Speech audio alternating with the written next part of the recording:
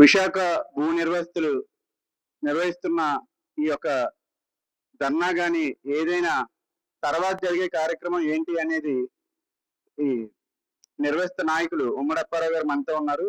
వారిని అడిగి తర్వాత కార్యక్రమం ఏంటో తెలుసుకుందాం. Hi sir. చెప్పండి సార్. ఇప్పుడు కిందటి నెల 4వ తారీఖున జరిగిన వంట వార్పు కార్యక్రమం విజయవంతమైన తర్వాత జరిగే కార్యక్రమం ఏంటి, ఎలాంటి నిర్ణయాలు తీసుకున్నారు? ఇప్పుడు వడ్లపూడి సిడబ్ల్యూసిలో 64 గ్రామాలకు సంబంధించిన కమిటీ సభ్యులను సమావేశపరిచి కొన్ని తీర్మానాలు అయితే కీలకంగా తీసుకోవడం జరిగింది.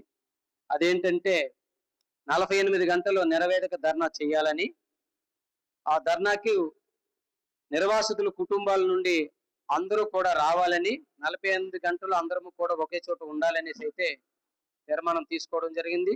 ఆ తీర్మానం ఎందుకనంటే మా సమస్య కేంద్ర ప్రభుత్వం పరిష్కరించాల్సి ఉంది కనుక, రాష్ట్ర ప్రభుత్వం కూడా అందుకు కృషి చేయాల్సిన అవసరం ఉంది కనుక, ఇంతమంది ఎందుకు ఇక్కడ ఉండి పిల్లా తెల్లితో ఉన్నారన్నటువంటి విషయాన్ని కేంద్ర రాష్ట్ర ప్రభుత్వాలకు అర్థమయ్యి మా సమస్య పరిష్కరించడం కోసం ఈ రకమైనటువంటి కార్యక్రమాన్ని డిజైన్ చేయడం జరిగింది. ఇప్పుడు తర్వాత నాయకులంటే పెద్దవాళ్ళు, కుర్రవాళ్ళు అందరూ కలిపి ఉండాలంటారు. ఇప్పుడు నిర్వాసితులు చాలా మంది కుర్రవాళ్ళు ఉన్నారు. వాళ్ళని మీరు నాయకులుగా ఎలా తయారు చేస్తారు? అంటే ఇప్పుడు నాయకులు అనేవారు ఎవరు కూడా ఆకాశం మీద ఊడిపడరు. ప్రజా సమస్యల మీద పోరాటం చేసే దీంట్లోనే అనేక గుణపాఠాలను, అనేక పద్ధతుల్ని తెలుసుకొని నాయకులుగా తయారవుతారు. అవి యువతరం అంతా కూడా మాతో జర్నీ అయ్యే క్రమంలో చాలా మంది ఈ రోజు నాయకత్వంగా ఉనికిలోకి రావడం జరిగింది. ఇక భవిష్యత్తులో కూడా వస్తారు. ఆ విధంగానే అంటే ఇప్పుడు ఏదో ఇంట్లో కూర్చోబెట్టి నేర్పించేది కాదు నాయకత్వం. ప్రజా ఉద్యమాల్లో ఇన్వాల్వ్మెంట్ చేస్తూనే వాళ్ళు నాయకత్వంగా తయారు చేసుకుంటాం. అన్ని గ్రామాల్లో కూడా ఇప్పుడు మాకు మంచి లీడర్షిప్ ఉంది. ఎక్కడికక్కడ పిలిపిస్తే వాళ్ళంతటా వాళ్ళే ఆయా గ్రామాల ప్రజల దగ్గరికి వెళ్ళి మాట్లాడి వాళ్ళకి సమస్యను అర్థం చేపించి కార్యక్రమాలకు తీసుకొచ్చే పరిస్థితి ఉంది. కాబట్టి న్యూ నాయకత్వాన్ని కూడా మేము ప్రోత్సహించడం కూడా జరుగుతుంది. ఇప్పుడు రాజకీయ నాయకులు ఈ యొక్క ఉద్యమాల్లో దేంట్లో పాల్గొనట్లేదు, అది దేనికంటారు? ఇప్పుడు రాజకీయ నాయకులు ఎందుకు పాల్గొనట్లేదు అంటే ఇక్కడ క్లియర్ గా అర్థం కావాల్సింది, ప్రజలు అర్థం చేసుకోవాల్సింది,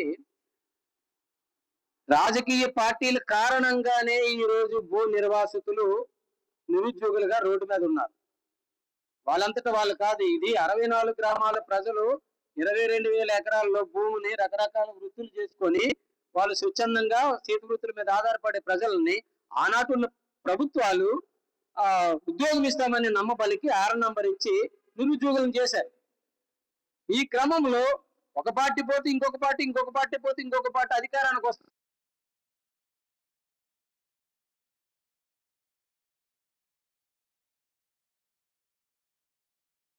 వాళ్ళు రావట్లేదని మేము అనుకుంటున్నాం. అయితే ఒకటేంటంటే వారు వచ్చినా రాకపోయినా మా సమస్య నిజం పోరాడాల్సిన అవసరం ఉంది. ఎందుకంటే మా సమస్య పరిష్కరించుకోవాలి కదా.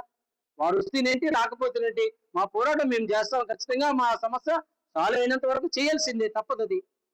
ఇప్పుడు ఎమ్మెల్యే గారు అంటున్నారు ప్లాంట్ ఎందుకు నిర్వాసితులకు న్యాయం చేయలేకపోతున్నారంటే ప్లాంట్ రన్ అయితేనే తప్ప ఏ పని మేము చేయలేము అని కేంద్రం చెప్పిందని చెప్తున్నారు. దానికి మీరేమంటారు? ప్లాంట్ రన్ అయితే ఏమీ చేయలేమని అనే దానికి మరి ఇన్ని వేల ఎకరాల భూమి ఎందుకు తీసుకోవాలి? మా జనాలు 2,000 మందిని ఎందుకు నిర్వాసితులను చేయాలా? మీకు ఎంతవరకు మీరు నడపగలరో, క్యాపబిలిటీ ఉందో అంతవరకే నడపగలిగే భూమి తీసుకొని అంతమందిని నిర్వాసితులు చేసి అంతమందికి ఉద్యోగాలు ఇచ్చితే బాగుండేది.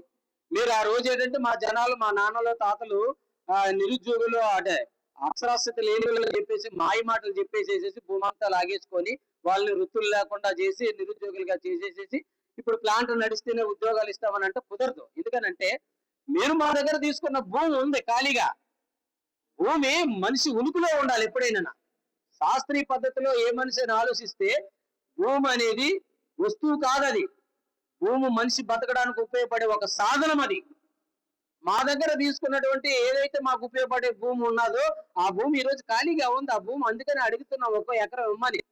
ఇందుకోసమే భూ సంస్కరణ చట్టాలు కూడా చేసే ప్రభుత్వాలు స్వతంత్రం వచ్చిన తర్వాత. ఈ మాత్రం తెలియదా ఏలినటువంటి పాలకులకు, ఎమ్మెల్యే గారికి? ఇది తెలుసుకోవాలి అసలు.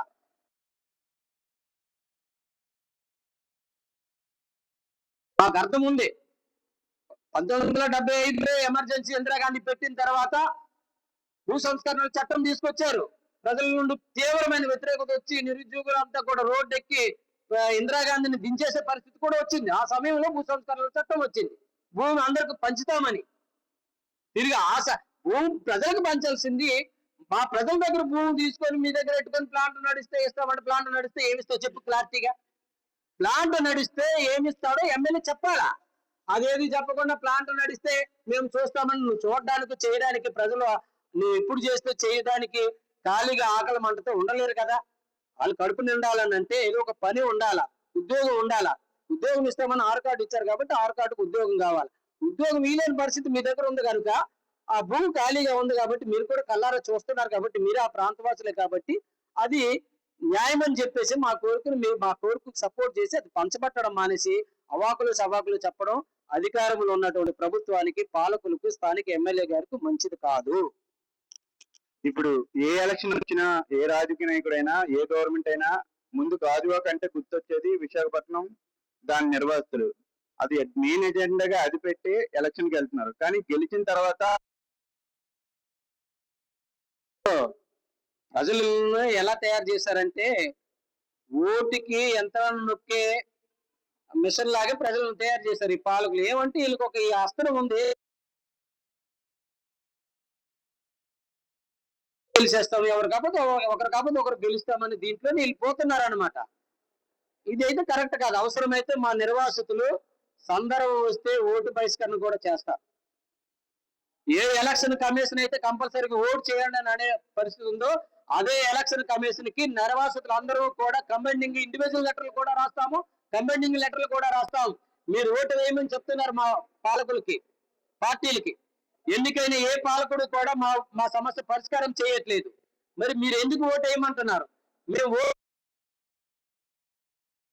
అయినటువంటి సమస్య మీద మీరు ఏం, ప్రతి నిర్వాసిత కుటుంబం ఇంటి ముందర కూడా బోర్డు పెట్టుకుంటాం మేము ఓటు వేయమని చెప్పి. ఆ పరిస్థితి కూడా ఆ భవిష్యత్తులో వస్తుంది. ఆ పరిస్థితి వస్తే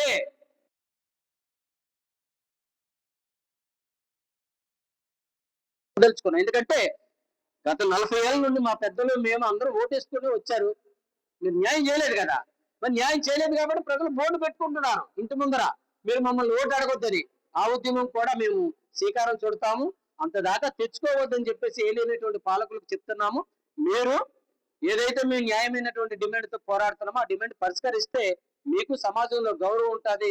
ఆ గౌరవంతో ప్రజలు మీకు ఓటేస్తారు. అది ఇప్పుడు నెక్స్ట్ జరిగే ఈ ధర్నా గాని ఏదైనా విషయంలో మహిళలు కిందసారి చాలా ముఖ్యమైన పాత్ర పోషించారు. అంటే నాయకులు లేకపోయినా మహిళలే ముందు నడిపించే విధంగా జరిగింది. ఈసారి వాళ్ళ ప్రాధాన్యత ఎలా ఉంటుంది? ఇప్పుడు మేము ఒక విషయం చెప్తున్నాం, మహిళలను కానీ, పురుషులను కానీ, వృద్ధులను కానీ ఎక్కడా కూడా మేము డబ్బులు పెట్టి తీసుకురావట్లేదు. వాళ్ళు సమస్యతో ఫీల్ అవుతున్నారు. ఈ రోజు రాజకీయ పార్టీ సమావేశం పెట్టాలంటే బస్సులు వేయాలా, డబ్బులు ఇవ్వాలా, అన్ని చేసుకోవాలి. మాకు అక్కర్లేదు. మా ప్రజలు మాకు డబ్బులు ఇచ్చి మరీ వస్తున్నారు, మేము ఉద్యమం చేస్తాము, మా సమస్య పరిష్కారం కావాలి అని. ఖచ్చితంగా మా నిర్వాసితుల ఉద్యమంలో మహిళలకు అగ్రభాగంలోనే ఉంటారు. ఎందుకంటే అది సమస్య నిజం కనుక.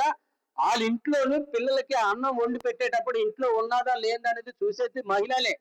కొండలోనే బియ్యం కడగడానికి వెళ్ళేది వాళ్ళే, బియ్యం అన్నం వండేది వాళ్ళే కనుక వాళ్ళకే మా తాలూకు సాధక బాధలు తెలిసి వాళ్ళు ఇన్ఫీల్ అయ్యి ఇదేదో తీర్చుకోకపోతే అడుక్కొని బతకాల్సి వస్తుంది, లేకపోతే ఆకలితో సవ్వాల్సి వస్తుంది అని బాధపడుతూ ఆ విధంగా సచ్చే బదులు పోరాడి చేస్తే మంచిదని వస్తున్నారు ముందుకి.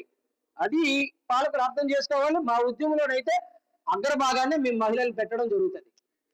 అల్టిమేట్ గా ఇప్పుడు నిర్వాసితులకి గాజువాక నియోజకవర్గానికి మీరు ఇచ్చే సందేశం? గాజువాక నియోజకవర్గాన్ని మేము ఏమిస్తామనంటే, అసలు ఈ గాజువాక నియోజకవర్గంలో స్థిర ప్రజలు అంటే స్థానిక ప్రజలు ఎవరనంటే భూ నిర్వాసితులు. గుర్తుంచుకోండి, 64 గ్రామాలు ఏవైతే ఉన్నాయో వాళ్ళతో నిర్మాణమైనదే ముఖ్యంగా ఈ గాజువాక పట్టణం.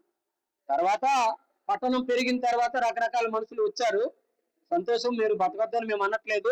ఈ రోజు మేము భూమి ఇచ్చిన కారణంగా విశాఖ స్టీల్ ప్లాంట్ రావడం, ఆ స్టీల్ ప్లాంట్ వచ్చిన సందర్భంలో దాంట్లో కూలి పనులు ఉద్యోగాలు చేసుకొని ఇక్కడ స్థిర నివాసాలు ఏర్పాటు చేసుకున్న క్రమంలో గాజువాక పట్టణం ఏర్పడ్డది. ఈ పట్టణానికి మూలమైనటువంటి నిర్వాసితుల పోరాటంలో ఈ గాజువాక ప్రజలందరూ కూడా భాగం కావాలని అయితే మేము కోరుకుంటున్నాం. ఎందుకంటే మా భూముల మీదనే ఈ పట్టణం నిర్మాణం జరిగింది కాబట్టి. అలాగే మేము చేస్తున్న కార్యక్రమాల్లో భాగమవుతూ మీరు కూడా రేపటి రోజున ఈ నాయకులు మా సమస్యలు పరిష్కారం చేయలేనప్పుడు మేము ఏదో ఒక నిర్ణయం తీసుకుంటాం, రాజకీయ పరమైన నిర్ణయం. ఆ నిర్ణయానికి కూడా గాజువాక పట్టణంలో నివాసిస్తున్నటువంటి అందరి ప్రజలకు కూడా సపోర్ట్ గా నిలవాలనేసి అయితే మేము కోరుకుంటాం. ఎందుకంటే పాలకులు అనే వాళ్ళు ప్రజలకు ఇచ్చిన వాగ్దానాలను అమలు చేయాలి. మరి మేము పిలిపించామని అంటే ఆ వాగ్దానాలు అమలు చేయలేని సందర్భంలోనే ఇస్తాము. కనుక అటువంటి వాగ్దానాన్ని అమలు చేయలేనటువంటి నాయకుడిని మాతో పాటు మీరు కూడా తిరస్కరించవలసినటువంటి అవసరం ఉందనేసి ఈ గాజువాక నియోజకవర్గ పట్టణ ప్రజలందరికీ కూడా మేము పిలుపునిస్తున్నాం. ఓకే, థ్యాంక్ యూ అండి.